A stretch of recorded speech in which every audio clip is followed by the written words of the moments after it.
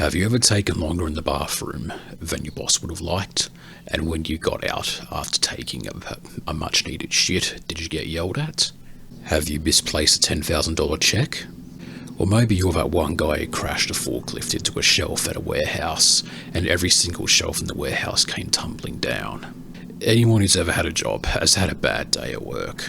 But no matter how angry your boss got at you, you can't have fucked up as much as this guy. The guy in question I'm talking about works, or has worked, there aren't too many articles on this, for a company that restores heritage sites somewhere in Kyoto.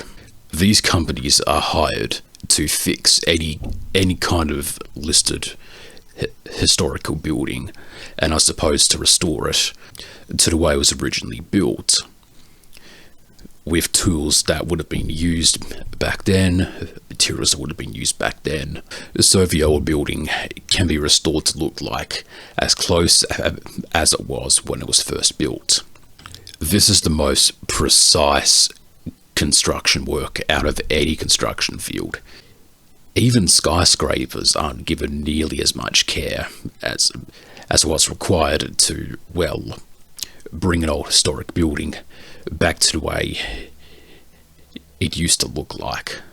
If you damage something, you've damaged something that was built over thousands and thousands of years ago and cannot possibly be restored again.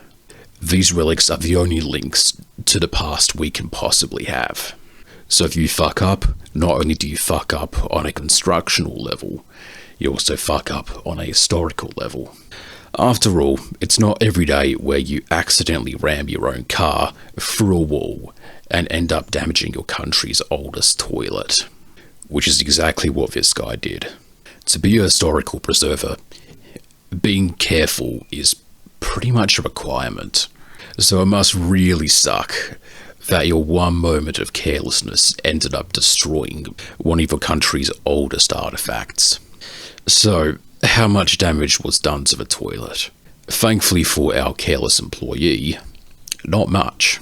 After all, Japan's oldest toilet was just a hole in the ground. Modern toilets require plumbing, so it does make sense that there was no such,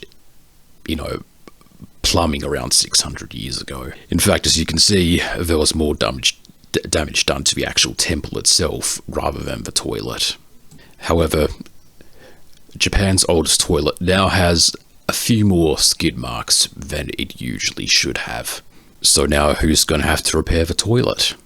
Presumably it will be the same company that was originally hired to restore the toilet before, the driver mistook the brake pedal for the gas pedal. And it probably will be the company that will restore the toilet to its original proud integrity, minus that one guy. There were toxicology reports done on the driver to make sure he wasn't, drunk when he accidentally ran over a 500-year-old toilet, but no reports about the toxicology's outcomes have at least been available to the English world, so we don't know if this guy was drinking on the job or not. Which doubly sucks for him, because if he drank too much and needed to puke, well, there's not exactly anywhere where he could puke now.